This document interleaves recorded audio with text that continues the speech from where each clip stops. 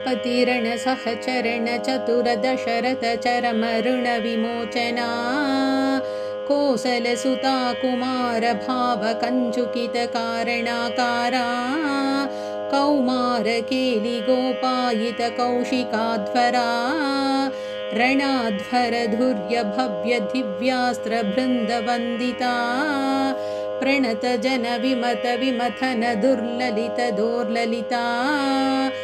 तनुतर विशिख विताडन विघटित विशरारु शरारु ताटका ताटकेया जड किरण शकलधर जटिल नटपति मकुट तट नटन पटु विभुद सरिदति बहुल मधुगलन ललित पद नलिन रज उपमृदित निज वृजीन जहुद पल तनुरुचिर परम मुनिवर युवतिनुता कुशिक सुत कथित विदित नव विविध कथा मैथिल नगर सुलोचना लोचन चकोर चंद्रा खंड परशुको दंड प्रकांड खंडन शौंड भुज दंडा चंडकर किरण मंडल बोधित पुंडरीक वन रुचि लुंटाक लोचना मोचित जनक हृदय शंकातंका परिहृत निखिल नरपति वरन जनक दुहितृकुच तट विहरण समुचित करतला शतकोटि शतगुण कठिन परशुधर मुनिवर कर धृत दुरवन मतम निज धनुराकर्षण प्रकाशित पारमेष्ट्या क्रतुहर शिखरि कन्तुक विहृत्युन्मुख जगदरुन्तुदजित हरिदन्ति दन्त दन्तुर दश वदन दमन कुशल